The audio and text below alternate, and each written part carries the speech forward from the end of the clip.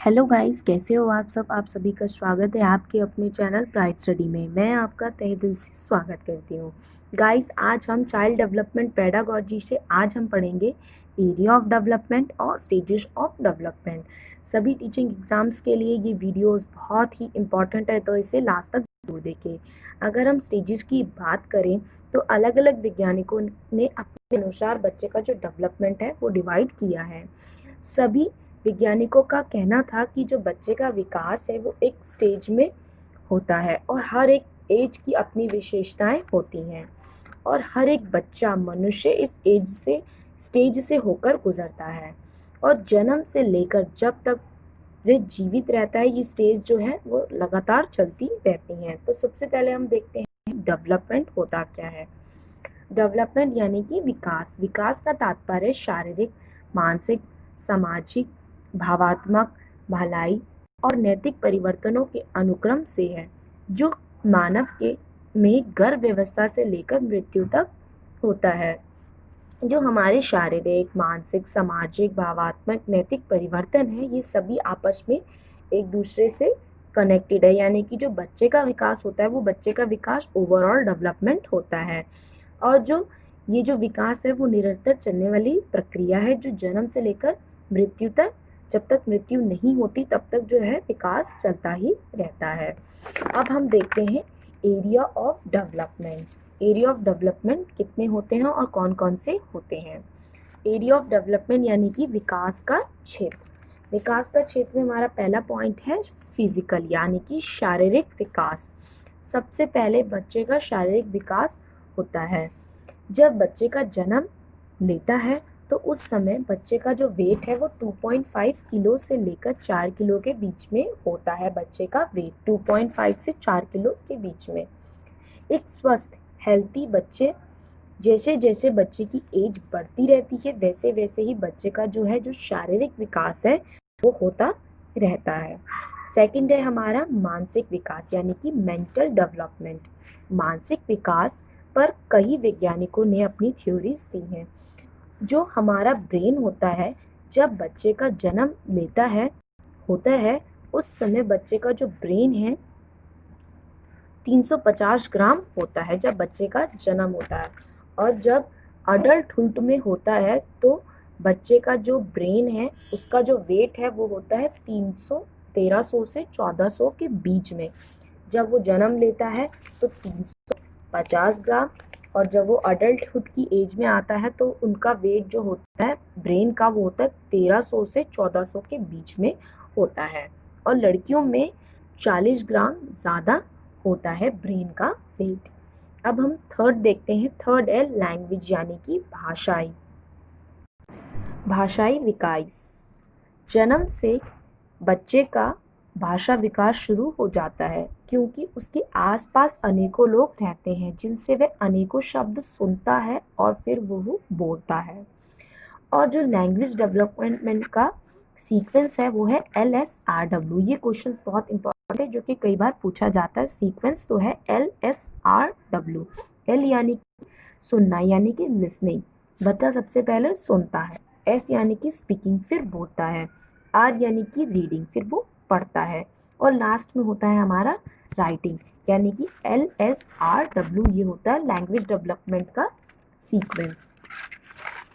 Fourth है social यानी कि सामाजिक विकास। जैसे ही बच्चे का जन्म होता है तब से सोशलाइजेशन बच्चे का जो है वो शुरू हो जाता है। और सोशलाइजेशन की जब तेजी कब आती है, चाइल्डहुड यानी कि बाल अवस्था में बच्चे का जो सोशलाइजेशन है उसमें तेजी आ जाती है। जैसे वो अपने आस पड़ोस में दोस्तों के साथ ग्रुप में स्कूल में जाता है तो बच्चे का जो सोशलाइजेशन है वो यहीं से एक तरह से शुरू हो जाता है। तो ये होता है हमारा सोशलाइजेशन। नेक्स्ट है मोरल डेवलपमेंट यानी कि नैतिक विकास। नैतिक विकास जब बच्चे का जन्म होता है और जब इन धारा में रहता है तो कुछ वैल्यू डेवलप किए जाते हैं। कुछ स्टैंडर्ड इस सोसाइटी के होते हैं और अपनी सोसाइटी की स्टैंडर्ड्स उन वैल्यूज़ को सीखना ही इसका पार्ट है, मोरल डेवलपमेंट होता है। यानी कि जो हमारी जिस हम सोसाइटी में रहते हैं उसके कुछ वैल्यूज़ है, कुछ स्टैंडर्ड्स है, तो उनको जो सीखना है वो हमारा मोरल डेवलपमेंट का पार्ट होता है। मोरल डेवलपमेंट पर कॉलर की थ्योरी है जो कि हम आने वाली वीडियो में ज़रूर समझाएंगे। नेक्स्ट है इमोशनल यानी कि भावनात्मक विकास। जैसे बच्चे का जन्म होता है, अन्य लोगों के संपर्क में आना शुरू हो जाता है। सबसे पहले माँ के संपर्क में आता है और एक अहम रोल जो अदा करती हैं वो माँ ही होती हैं। फिर बाकी मेंबर्स आते हैं जैसे फादर्स, ब्रदर्स, सिस्टर्स, दादा दादी, ये सब बाकी मेंबर्स बाद में आते हैं। बच्चे के इमोशनल डेवलपमेंट में एक तरीके से इन सभी का एक अहम रोल होता है।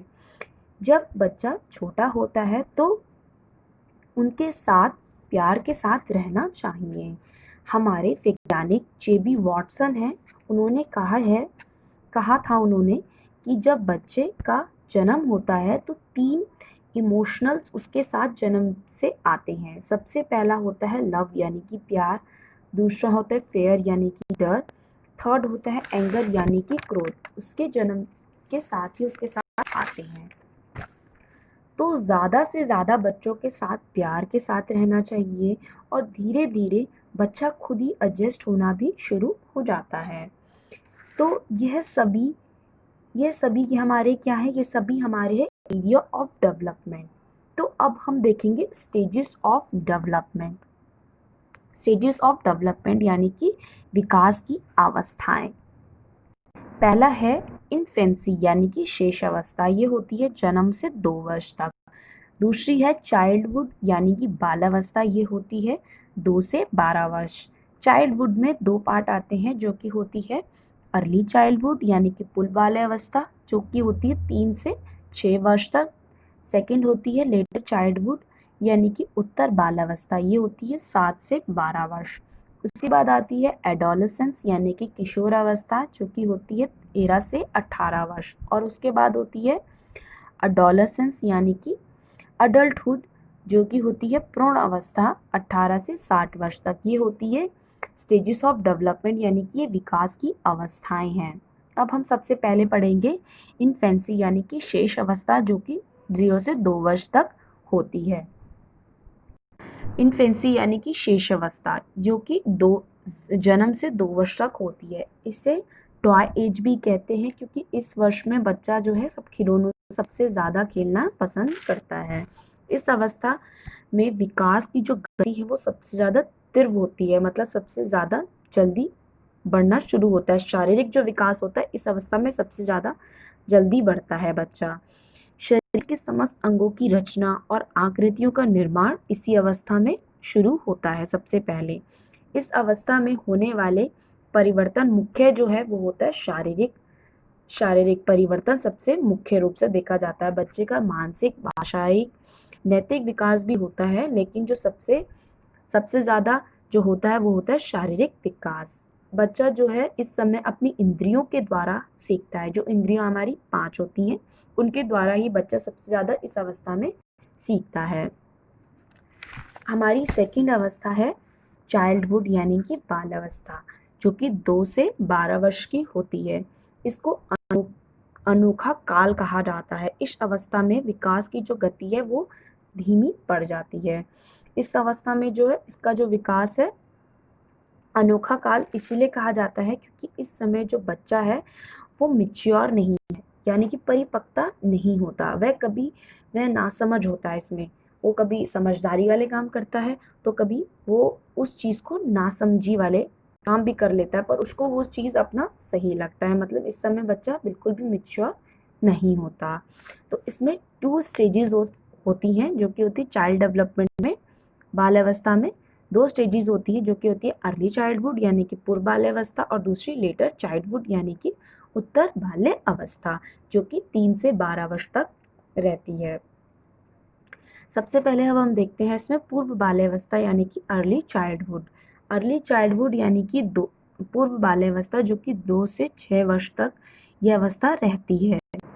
इसमें पहला पॉइंट है बच्चे बहुत ही जिज्ञासु यानी कि जिज्ञासा होती है उनके अंदर, प्रवृत्ति का हो जाता है।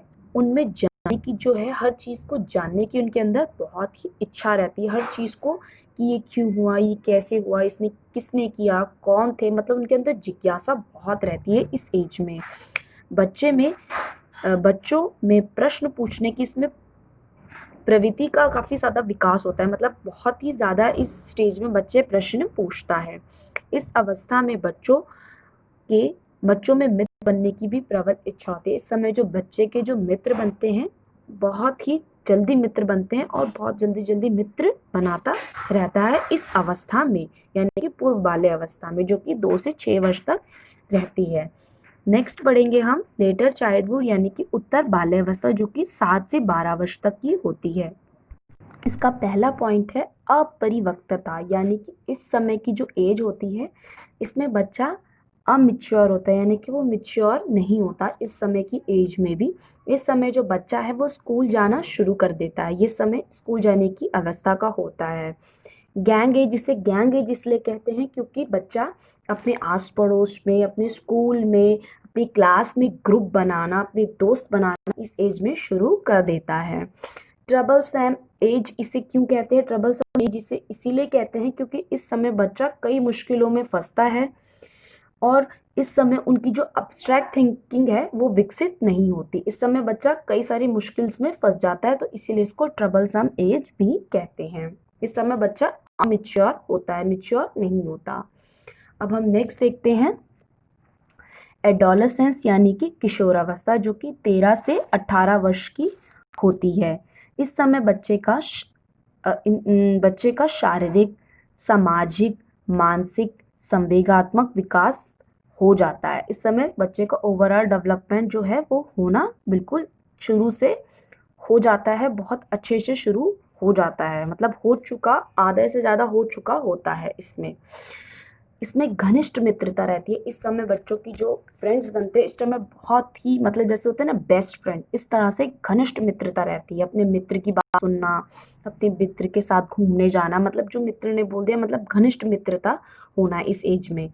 इस अवस्था में समायोजना की क्षमता कम पाई जाती है, मतलब जो ग्रुप, मतलब समायोजना, मतलब किसी ग्रुप में रहना है तो उसके साथ एडजस्टमेंट करके रहना, तो वो इस अवस्था में कम पाई जाती है। मतलब अपने पॉइंट ऑफ व्यू देना और अपनी बात को ही सही मानना इस एज में होता है, मतलब समायोजना कम पाई जाती है इस अवस्था में।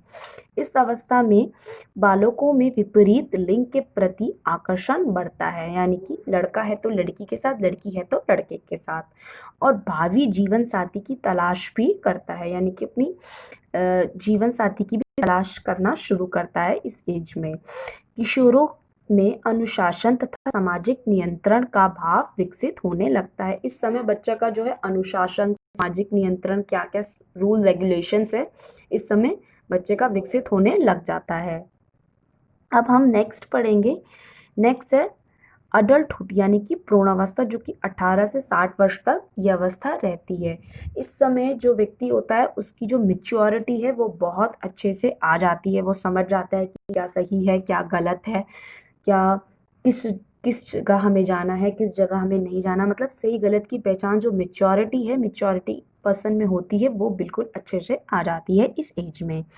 इस अवस्था में आकर व्यक्ति आत्मनिर्भर, यानी कि जो आत्मनिर्भर जो है इस अवस्था में आकर हो जाता है, और तरह तरह की जो जिम्मेदारियां हैं, रिस्पॉन्सिबिलिटीज़ जो एक व्यक्ति में होती है, चाहे वो गर्ल हो चाहे बॉय हो, इस अवस्था में जो जिम्मेदारी, रिस्पॉन्सिबिलिटी है वो बहुत अच्छे से वो समझता है, उस चीज़ों को वो समझता है कि हमें ये रिस्पॉन्सिबिलिटी निभानी है, तो हमें इस तरह से चलना है आगे।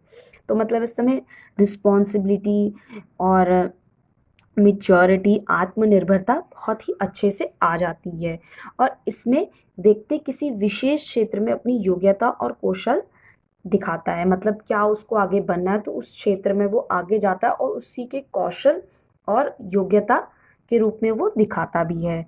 और नेक्स्ट है, इस अवस्था में आदमी गृहस्थ जीता है, मतलब गृहस्थ जीवन जीता है इस समय बच्चा, और इस समय सही और गलत को समझता है आदमी, मतलब इस समय मैच्योरिटी आना, जिम्मेदारी आना, आत्मनिर्भर बनना, सही गलत समझना इस समय की एज में बहुत अच्छे से में आ जाता है, मनुष्य में आ जाता है। ये अवस्था होती है 18 से 60 वर्ष, जो होती है प्रौढ़ अवस्था यानी कि अडल्टहुड। नेक्स्ट देखते हैं अब हम।